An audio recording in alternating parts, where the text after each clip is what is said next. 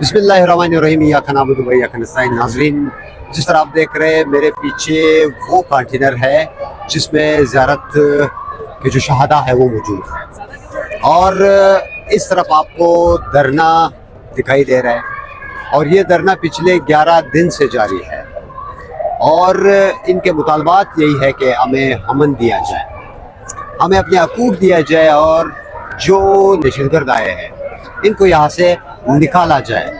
یہ مطالبات، یہ بے حس حکومت یہ مطالبات تسلیم نہیں کر رہی۔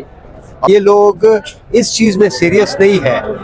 یہ اس قوم کے بچے ہیں، یہ سیکورٹی اہلکار تھے، یہ اس ملک کے محافظ تھے، لیکن سرفراز حکومت کو اتنی شرم نہیں آتی، انہیں یہ احساس نہیں ہے کہ آج ان کے فیملیز پہ کیا گزر رہی ہوگی، ان کی ماؤں بہنوں پہ کیا گزر رہی ہوگی۔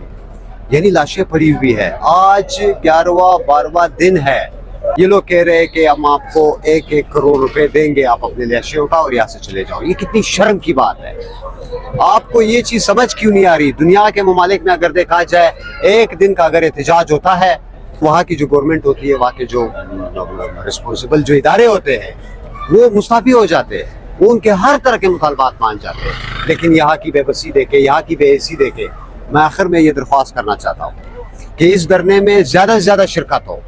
جتنے بھی کوئٹہ کے عوام ہے ان سے درخواست ہے، جتنے بھی سیاسی کارکنان ہیں ان سے درخواست ہے، عام شہریوں سے، کاروباری حضرات سے درخواست ہے کہ آپ نے اس دھرنے میں ضرور شرکت کرنی ہے۔